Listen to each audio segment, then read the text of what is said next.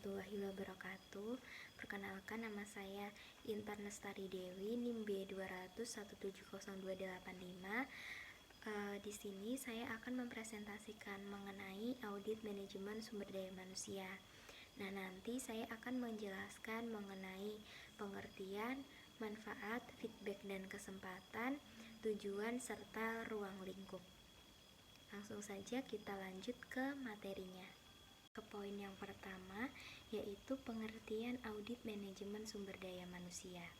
Audit manajemen sumber daya manusia merupakan tinjauan berkala yang dilakukan oleh Departemen Sumber Daya Manusia untuk mengukur efektivitas penggunaan sumber daya manusia yang terdapat di dalam suatu perusahaan atau organisasi untuk memberikan suatu perspektif yang komprehensif terhadap praktik sumber daya yang berlaku sekarang. Poin yang kedua yaitu adalah tujuan audit manajemen sumber daya manusia.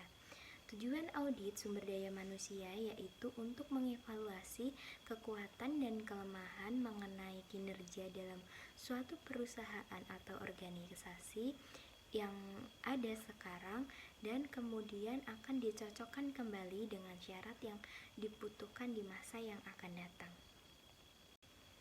Nah, di poin yang ketiga adalah audit manajemen memberikan feedback dan kesempatan. Yang pertama, untuk mengevaluasi keefektifan berbagai fungsi sumber daya yang meliputi rekrutmen, seleksi, pelatihan, dan penilaian kinerja. Yang kedua adalah menganalisis kontribusi fungsi sumber daya manusia pada operasi bisnis perusahaan. Yang ketiga adalah melakukan benchmarking kegiatan sumber daya manusia untuk mendorong perbaikan secara berkelanjutan. Yang keempat, mengidentifikasi berbagai masalah, strategi dan administratif, implementasi serta fungsi dari sumber daya manusia. Yang kelima, menganalisis kepuasan para pengguna pelayanan Departemen Sumber Daya Manusia. Yang keenam, mengevaluasi ketaatan terhadap berbagai peraturan perundang-undangan, kebijakan, dan regulasi pemerintah. Yang ketujuh, meningkatkan keterlibatan fungsi lini dalam implementasi fungsi sumber daya manusia. Yang kedelapan, mengukur dan menganalisis biaya dan manfaat setiap program dan kegiatan sumber daya manusia. Yang kesembilan, memperbaiki kualitas staf sumber daya manusia. Dan yang kesepuluh adalah memfokuskan sumber daya manusia pada berbagai isu penting dan mempromosikan perubahan serta kreativitas. Manfaat audit manajemen sumber daya manusia.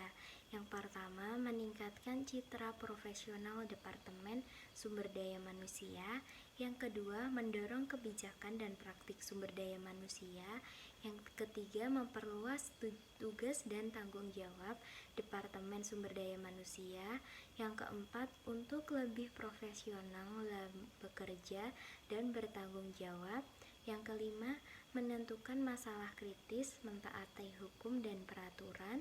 Yang keenam, menurunkan biaya sumber daya manusia melalui prosedur yang lebih efektif. Yang ketujuh, meningkatkan keinginan untuk berubah dalam Departemen Sumber Daya Manusia. Yang kedelapan adalah memberikan evaluasi yang cermat terhadap sistem informasi sumber daya manusia. Yang kesembilan adalah memastikan ketaatan terhadap hukum dan peraturan dalam sistem praktik sumber daya manusia.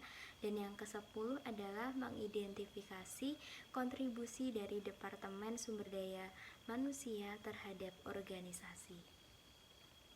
Saya akan menjelaskan mengenai ruang lingkup audit manajemen sumber daya manusia. Yang pertama adalah WOT. Apa saja sih yang dinilai? Yaitu prestasi kerja, perilaku, kesetiaan, kejujuran, kerjasama, kepemimpinan, loyalitas, saat sekarang, potensi yang akan datang, sifat dan hasil kerjanya. Yang kedua, why? Kenapa sih harus dinilai? Yaitu untuk meningkatkan kepuasan kerja karyawan, kepentingan pengembangan dan lain-lain. Yang ketiga adalah di mana. di mana harus dinilai, yaitu di dalam atau di luar pekerjaan.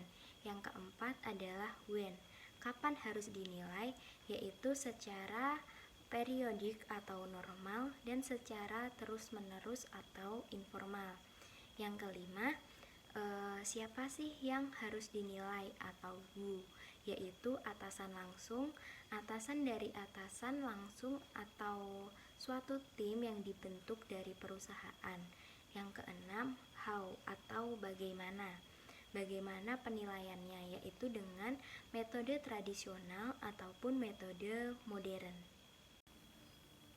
Terima kasih telah menyaksikan presentasi dari saya. Kurang lebihnya saya mohon maaf. Wassalamualaikum warahmatullahi wabarakatuh.